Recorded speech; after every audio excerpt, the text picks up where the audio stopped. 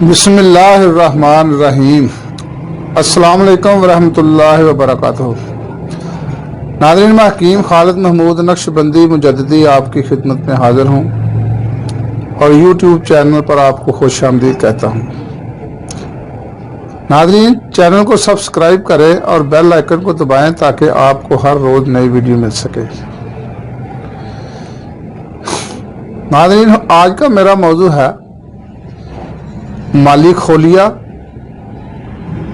اس کو وہم، وسواس، خلل دماغ، صداع خام،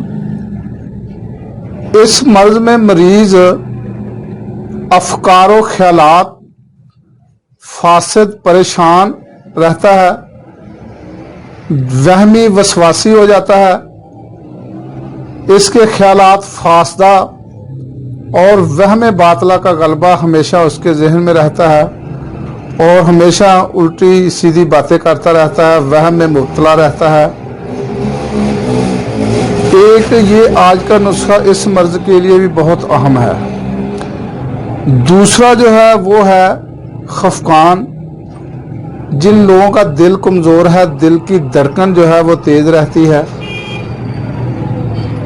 دل کمزور ہے اور کوئی بھی بات سننے سے، اچانک کوئی ایسا وقوع دیکھ لینے سے، اچانک کوئی اس کو ایسا وقوع بتا دے اور فوراً دل کی دھڑکن تیز ہو جائے، اس کے لیے یہ نسخہ بھی بہت مفید ہے۔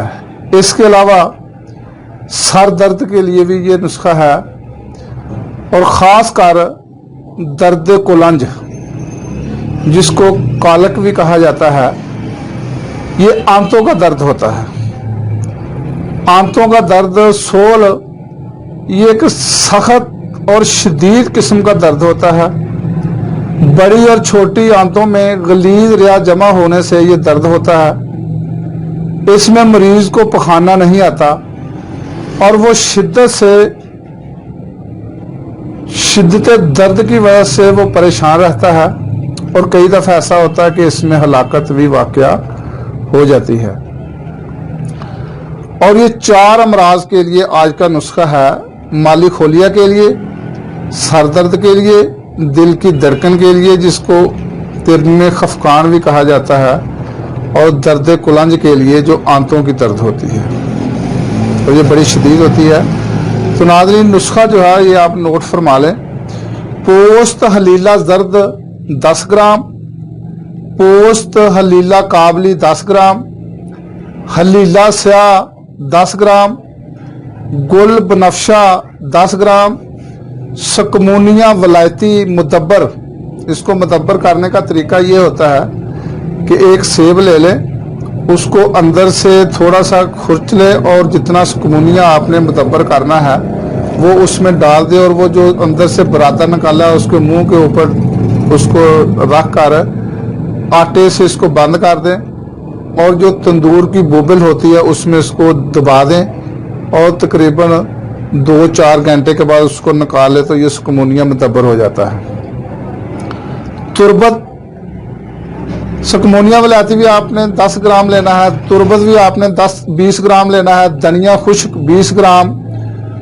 اس کے علاوہ پوست حلیلہ یہ بھی 5 گرام، آملہ 5 گرام، گل سرخ گلاب کے پھول 5 گرام، نیلوفر 5 گرام، تباشیر 5 گرام، سندل سفید 2.5 گرام، کتیرا 2.5 گرام، اناب 25 عدد، اور سپستان لسوڑے جس کو کہا جاتا ہے یہ بھی 25 عدد۔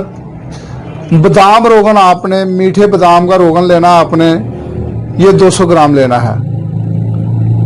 اور اس کے بعد مربع حلیلہ کا شیرہ، جس مربع جس برتن میں بنایا ہو اس میں جو شیرہ ہوتا ہے وہ آپ نے 350 گرام لینا ہے۔ اس کے علاوہ شہد آپ نے 700 گرام لینا ہے۔ تو ناظرین، اس کا بنانے کا طریقہ یہ ہے کہ گل بنفشہ، اناب اور سپستان، ان کو علیحدہ پانی میں جوش دے کر اس کا آپ نے شیرہ حاصل کرنا ہے۔ गुल बनफशा, अनाब और सपिस्तान, इसको थोड़ा सा ज़ूदोकूब करके पानी पे जोश दें और जो पानी होगा वो लेना है। इसको बाकी मल छान कर अलहदा कर लें आप। और बाकी जितनी भी अद्वियात है उसको आपने सफूफ बनाना है।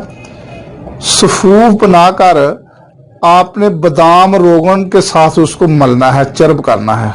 ऐसे उसको जो सफूफ होगा ना ऐसे उसको मल लें, उसमें बादाम रोगन डालकर उस सफूफ को मिक्स करें आपस में। और उसके बाद जो शीरा आपने लिया है और शहद, इस दोनों को जोश देना है।